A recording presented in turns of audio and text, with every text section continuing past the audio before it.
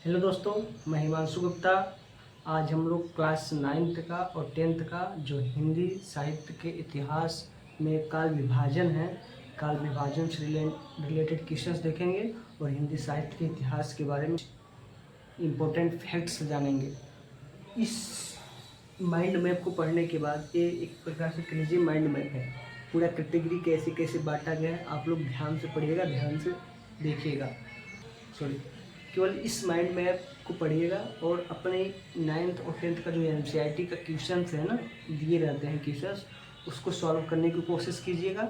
हमें आशा है कि 70 से 80% क्वेश्चंस इस माइंड मैप के द्वारा बन जाएगा। ठीक है दोस्तों, आइए स्टार्ट करते हैं। देखिए, हिंदी साहित्य का इतिहास या फिर काल विभाजन। सबसे पहले आप लोग बताइए कि हिंदी साहित्य का विभाजन कितने वर्गों में बांटा गया है। तो 4 वर्गों में बांटा गया है। पहला आदिकाल, दूसरा भक्ति काल, तीसरा रीतिकाल, चौथा आधुनिक काल। ठीक है, आदिकाल की जो समयावधि है ना, तो 743 ईस्वी से लेकर के 1343 ईस्वी तक मानी जाती है। भक्ति काल की समयावधि 1343 ईस्वी से लेकर के 1643 ईस्वी तक मानी जाती है। रीतिकाल की जो समयावधि है वह 1643 ईस्वी से लेकर के 1843 ईस्वी तक मानी जाती है। और आधुनिक काल की जो समयावधि है वह 1843 से लेकर के अब तक की जो भी समयावधि है वह सब रचनाएं लिखी जाती हैं, वे सब आधुनिक काल के अंतर्गत ही आती हैं। आप लोगों के मन में क्वेश्चन उठता होगा कि हिंदी साहित्य के इतिहास की काल विभाजन हमें पढ़ना क्यों जरूरी है। इस क्वेश्चन को कैसे समझिए। जैसे हम लोगों का हिंदी भाषा है ना, प्रेजेंट टाइम में बहुत बड़े स्तर पे विकास हुआ है इसका। हम लोग भी बोलते हैं बहुत अच्छी तरीके से, पढ़ते भी हैं हिंदी भाषा को।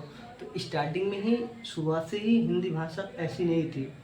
तो हिंदी भाषा का जो विकास हुआ है, धीरे धीरे धीरे करके विकास हुआ है। पहले आदिकाल में कुछ हिंदी भाषा से रिलेटेड रचनाएँ लिखी गई, फिर भक्ति काल में रचनाएँ लिखी गई, फिर आधुनिक काल, फिर मतलब ऐसे करके हर एक काल में रचनाएं धीरे धीरे लिखी गई। और जो वास्तव में माना जाता है कि हिंदी साहित्य का अब विकास हुआ है, मतलब हिंदी भाषा का विकास हुआ है, तो वह आधुनिक काल में मानी जाती है। अब देखिए दोस्तों, आदिकाल को थोड़ा डिटेल में जानते हैं। आदिकाल की जो समयावधि है 743 ईस्वी से लेकर के 1343 ईस्वी तक मानी जाती है।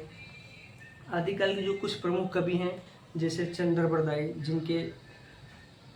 जिसकी रचना है पृथ्वीराज रासो।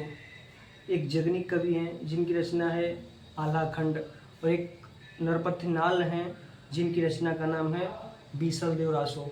ठीक है दोस्तों, और आदिकाल की जो भाषा थी वह डिंगल और पिंगल भाषा थी। आदिकाल की बात की जाए तो आदिकाल में जो विशेषताएं हैं वो कौन सी विशेषताएं हैं, ऐसा भी क्वेश्चन बनता है। तो सबसे पहले से समझिए, आदिकाल यानी 743 ईस्वी से लेकर के 1343 ईस्वी तक। आप लोग सोचिए कि उस समय में राजाओं का शासन चलता था, तो जितने भी कवि लोग थे वो किसी न किसी राजा के दरबारी कवि थे। बड़े स्तर पे देखा जाए तो जो भी राजा कार्य करते थे तो उनकी रचना उन्हीं से रिलेटेड कवि लोग लिखते थे। इस काल की विशेषता यह है कि जैसे कवि लोग हैं तो आश्रयदाता राजाओं की प्रशंसा करते थे। वीर रस के साथ साथ श्रृंगार रस की भी भावना का विकास हुआ था।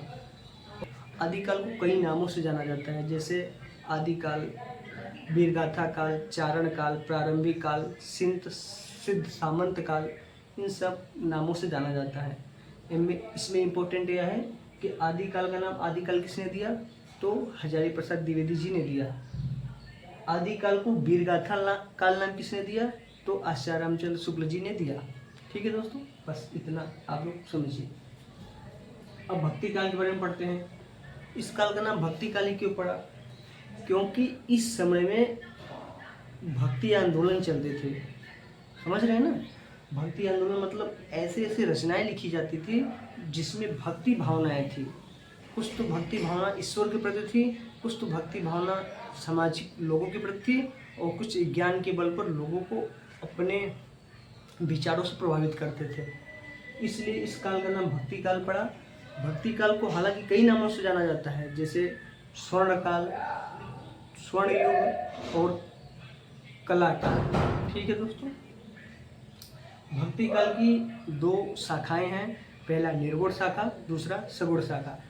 निर्गुण शाखा इसलिए क्योंकि इस शाखा के अंदर के जितने भी कवि आते थे वह किसी भी ईश्वर को निराकार के रूप में मानते थे, अर्थात उन्हें ईश्वर का कोई वास्तव में रंग रूप आकार नहीं मानते थे।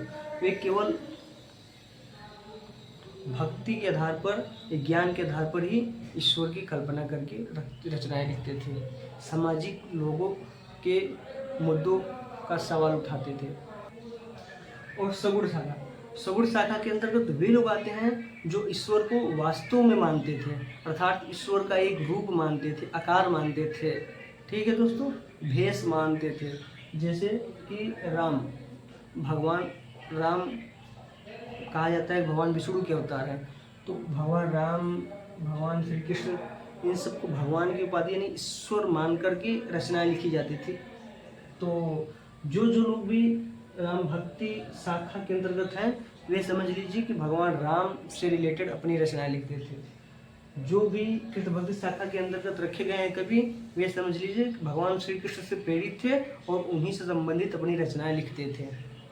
ठीक है, निर्गुण शाखा के दो उप शाखाएं हैं, पहला ज्ञानाश्रयी शाखा, दूसरा प्रेमाश्रयी शाखा। तो ज्ञानाश्रयी शाखा के अंतर्गत वे लोग आते थे जो अपने ज्ञान के आश्रय पर थे, मतलब खुद के ज्ञान के बल पर लोगों को प्रभावित करते थे, लोगों को ज्ञान की बातें बताते थे।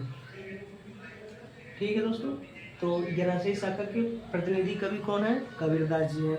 कबीरदास जी की एक रचना मात्र है बीजक, जिसके 3 पार्ट हैं, पहला साखी, दूसरा शबद, तीसरा रमैनी। ठीक है, जो कबीरदास जी हैं, कबीरदास जी की जो रचना बीजक है उसको किसने लिखा? उसको इन्हीं के शिष्य एक थे धर्मदास, तो धर्मदास जी ने इनकी रचना को लिखा। क्यों लिखा? क्योंकि कबीरदास जी पढ़े लिखे नहीं थे, उन्हें केवल आत्मज्ञान था, अनुभव के आधार पर। ठीक है दोस्तों, ज्ञानाश्रयी शाखा के अंदर इतना ज्ञान बहुत है। प्रेमाश्रयी शाखा देखिए, प्रेमाश्रयी शाखा के जो प्रतिनिधि कवि हैं वो है मलिक मोहम्मद जायसी। ठीक है, मलिक मोहम्मद जायसी जिनकी एक बहुत बड़ी रचना है पद्मावत, इसे हिंदी का प्रथम बड़ा महाकाव्य माना जाता है पद्मावत। ठीक है दोस्तों, पद्मावत में आप लोग कहानी सुने होंगे, रानी पद्मिनी और राजा रतन सिंह की कहानी के बारे में सुने होंगे। ये सुने होंगे कि जो जौहर कर लिए थे रानी पद्मिनी, वो सब इन्हीं के द्वारा लिखी गई रचना थी और कहानी थी। ठीक है दोस्तों, अब देखिए सगुण शाखा के अंतर्गत आते हैं। सगुण शाखा जानते ही होंगे कि जिन ईश्वर को साकार रूप में मानते हैं, उनका रंग रूप भी मानते हैं। सगुण शाखा को 2 उप शाखा है, पहला राम भक्ति शाखा, दूसरा कृष्ण भक्ति शाखा। तो राम भक्ति शाखा के अंतर्गत जो प्रतिनिधि कवि हैं वो है गोस्वामी तुलसीदास जी। गोस्वामी तुलसीदास जी की एक रचना है रामचरितमानस, जो कहीं आप लोग सुने होंगे कि रामचरितमानस का पाठ हो रहा है, तो इन्हीं मतलब गोस्वामी तुलसीदास जी के द्वारा ही लिखा गया था रामचरितमानस। किस भाषा में लिखा गया था? अवधी भाषा में लिखा गया था। और इनकी रचना जैसे विनय पत्रिका ब्रज भाषा में लिखी गई है, कवितावली, गीतावली, दोहावली, रामाज्ञा, प्रश्नावली, ये सब इन्हीं की रचना थी, गोस्वामी तुलसीदास जी की है। राम भक्ति शाखा के अंतर्गत और भी कवि हैं, लेकिन जो प्रतिनिधि कवि हैं गोस्वामी तुलसीदास जी हैं। अब देखिए कृष्ण भक्ति शाखा। कृष्ण भक्ति शाखा के अंतर्गत वे कवि आते हैं जो भगवान श्री कृष्ण को एक आकार के रूप में मानकर कि उनसे संबंधित अपनी रचनाएं लिखते थे। ठीक है, तो जैसे कृष्ण भक्ति शाखा के प्रतिनिधि कवि कौन है? सूरदास जी हैं। सूरदास जी की जितनी भी रचनाएं हैं ना, वह लगभग भगवान श्री कृष्ण को ही समर्पित है, यानी उनसे संबंधित ही रचनाएं लिखी गई हैं। इनकी रचनाएं 3 हैं, जैसे सूर सागर, सूर सरावली, साहित्य लहरी। ठीक है, और भी कवि हैं जैसे मीराबाई जी थे, रसखान थे। ठीक है, ये सब भी कवि थे, लेकिन प्रतिनिधि कवि सूरदास जी हैं। ठीक है दोस्तों, भक्ति काल क्लियर होगा। अब देखिए रीतिकाल के बारे में पढ़ते हैं। सबसे पहले रीतिकाल की समय अवधि 1643 से लेकर के 1883 ईस्वी तक। रीतिकाल को एक उत्तर मध्यकाल के नाम से भी जाना जाता है। रीतिकाल को श्रृंगार काल के नाम से भी जाना जाता है। ठीक है दोस्तों, रीतिकाल का नाम रीतिकाल किसने दिया, ऐसा क्वेश्चन बनता है बहुत, तो आचार्य रामचंद्र शुक्ल जी ने दिया था। रीतिकाल को भी 3 भागों में बांटा गया, रीतिबद्ध, रीति मुक्त, रीति सिद्ध। तो रीतिबद्ध के अंतर्गत वे कवि लोग आते थे जो अपनी रचनाओं को तो लिखते थे लेकिन व्याकरण के नियमों को ध्यान में रखकर लिखते थे, जैसे रस, छंद, अलंकार, इन सब का नियमों का ध्यान में रख कर के रचनाएं लिखते थे। तो जैसे बहुत प्रसिद्ध कवि हैं भूषण जी, रीतिबद्ध के अंतर्गत आते हैं। रीति मुक्त के अंतर्गत वे कवि आते थे जो रस, छंद, अलंकार यानी व्याकरण के नियमों की ज़्यादा ध्यान नहीं देते थे, अपने हिसाब से लिखते थे। घनानंद, आलम, बोधा ठाकुर, ये सब रीति मुक्त के अंतर्गत आते हैं। अब देखिए दोस्तों, रीति सिद्ध, मतलब रीति सिद्ध के अंतर्गत वे कवि लोग आते थे जो कभी कभी तो व्याकरण के नियमों की अवहेलना कर देते थे, कभी कभी व्याकरण के नियमों को समेट देते थे, दोनों मिक्स बातें।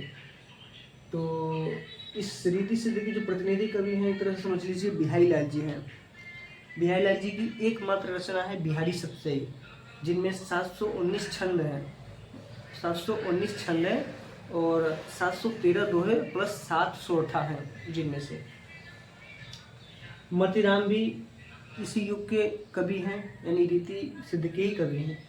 हमारे समय में 10th में जब मैं पढ़ता था तो एक सा क्वेश्चन आया था कि मतीराम किस युग के कवि हैं, तो पहले रीति काल मारिए और पूछे कि मतीराम रीति काल के किस शाखा से के कवि हैं, तो रीति सिद्ध। ठीक है दोस्तों, आइए अब आधुनिक काल के बारे में जानते हैं। आधुनिक काल की जो समयावधि है वह 1843 ईस्वी से लेकर के अब तक की जितनी भी समयावधि है सब आधुनिक काल के अंतर्गत आते हैं। मतलब कि आधुनिक काल के अंतर्गत 1843 ईस्वी से जितनी भी रचनाएं लिखी गई हैं हिंदी साहित्य में और अभी प्रेजेंट टाइम में जितनी भी रचनाएं लिखी जा रही हैं वह सब आधुनिक काल के अंतर्गत आती हैं। हालांकि आधुनिक काल को भी कई पार्ट में बांटा गया है। ठीक है, आधुनिक काल को भी 4 भागों में बांट दिया गया, जैसे भारतेंदु युग, द्विवेदी युग, छायावादी युग और शुक्लोत्तर युग। शुक्लोत्तर युग को छायावादोत्तर युग भी कह लीजिए। देखिए, भारतेंदु युग का जो समयावधि है वह 1850 से 1900 ईस्वी तक है, अंतर देखिए 50 साल। द्विवेदी युग की जो समयावधि है वो 1900 से लेकर के 1919 ईस्वी तक है, अंतर देखिए 19 साल तक। छायावादी युग की जो समयावधि है वो 1919 से लेकर के 1938 ईस्वी तक, अंतर देखिए 19 साल। शुक्लोत्तर युग की जो समयावधि है वह 1938 से लेकर के अब तक जितनी भी रचनाएं लिखी जाती हैं वह सब के सब शुक्लोत्तर युग के अंतर्गत लिखी जाती हैं। शुक्लोत्तर युग के भी 3 भाग हैं, प्रगतिवादी युग, प्रयोगवादी युग, नई कविता। ठीक है, प्रगतिवादी युग की जो आरंभ हुआ था वह 1938 ईस्वी में हुआ था और 1943 ईस्वी तक चली थी, यानी कि 1938 से लेकर के 1943 ईस्वी तक जितनी भी रचनाएं लिखी गई थी वह सब प्रगतिवादी युग के अंतर्गत आती हैं। प्रगतिवादी युग के अगर देखा जाए आदि प्रवर्तक कवि तो कार्ल मार्क्स को माना जाता है, क्योंकि कार्ल मार्क्स की विचारधारा के अनुरूप ही रचनाएं लिखी जाती, मतलब रचनाएं लिखी गई, जिसके आधार पे प्रगतिवादी युग का आरंभ हुआ। और इसके जो अध्यक्ष थे वे मुंशी प्रेमचंद जी थे। प्रयोगवाद युग 1943 ईस्वी से लेकर के 1953 ईस्वी तक। ठीक, और नई कविता 1953 यानी 54 से लेकर के अब तक जितनी भी रचनाएं लिखी जाती है वह नई कविता के अंतर्गत ही आती हैं। अब देखिए, भारतेंदु युग के कुछ इम्पोर्टेंट फैक्ट के बारे में जान लेते हैं। भारतेंदु युग का नाम भारतेंदु युग क्यों पड़ा, सबसे पहले क्वेश्चन बनेगा।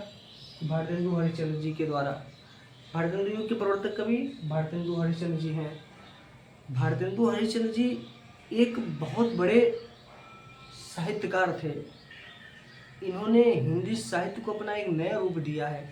इन्हीं के समय में कहानी, नाटक, गद्य, इन सब का विकास बहुत तेजी से हुआ था। भारतेंदु हरिश्चंद्र ने कवि वचन सुधा, हरिश्चंद्र मैगनीज, हरिश्चंद्र चंद्रिका जैसे पत्रिकाओं का संपादन किया।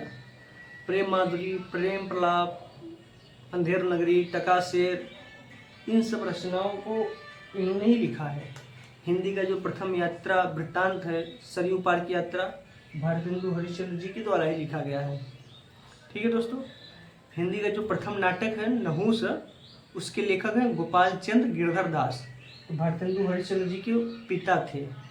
अर्थात ऐसा कह लीजिए कि भारतेंदु हरिश्चंद्र जी के पिता भी हिंदी साहित्य के जगत में काम करते थे, मतलब कविताएं लिखते थे, जुड़े थे हिंदी साहित्य जगत से, जिनका असर इन पर भी पड़ा था, जिसके द्वारा ये बहुत बड़े कवि हुए। और भारतेंदु जी के और कवि जैसे प्रताप नारायण मिश्र हो गए, बद्रीनारायण चौधरी हो गए, प्रेमघन, और ये हो गए, इसको क्या बोलते हैं, राजा शिव प्रसाद सितारे हिंद, जो कि कहा जाता है कि भारतेंदु हरिश्चंद्र जी के गुरु थे। ठीक है दोस्तों, अब द्विवेदी युग के बारे में जानते हैं। द्विवेदी युग का जो समयावधि है वो 1900 से लेकर के 1919 ईस्वी तक है। द्विवेदी युग का नाम द्विवेदी युग क्यों पड़ा, इसका क्वेश्चन का आंसर महावीर प्रसाद द्विवेदी के अथक परिश्रम के द्वारा। यानी द्विवेदी युग में एक सरस्वती पत्रिका थी। सरस्वती पत्रिका की यशस्वी संपादन कौन थे? महावीर प्रसाद द्विवेदी। सरस्वती पत्रिका के प्रथम संपादन कौन थे? बापू श्याम सुंदर दास। ठीक है। और द्विवेदी युग के और कवि जैसे मतलब हरिवंशी उपाध्याय, मैथिली षडगुप्त, जिनकी रचना है साकेत, हरिवंशी उपाध्याय की रचना है प्रियप्रवास, जो कि हिंदी खड़ी बोली का प्रथम महाकाव्य माना जाता है। ठीक है दोस्तों। और छायावादी युग, छायावादी युग का जो समयावधि है वो 1919 से लेकर के 1938 ईस्वी तक माना जाता है। छायावादी युग को शुक्ल युग के नाम से भी जाना जाता है, छायावादी युग को प्रसाद युग के नाम से भी जाना जाता है, छायावादी युग को प्रेमचंद युग के नाम से भी जाना जाता है। छायावादी युग के ऐसे 4 कवि हैं जो प्रतिनिधि की तरह चतुष्टयी कवि हैं। वे कवि हैं जैसे जयशंकर प्रसाद, महादेवी वर्मा, सुमित्रा नंदन पंत, सूर्यकांत त्रिपाठी निराला।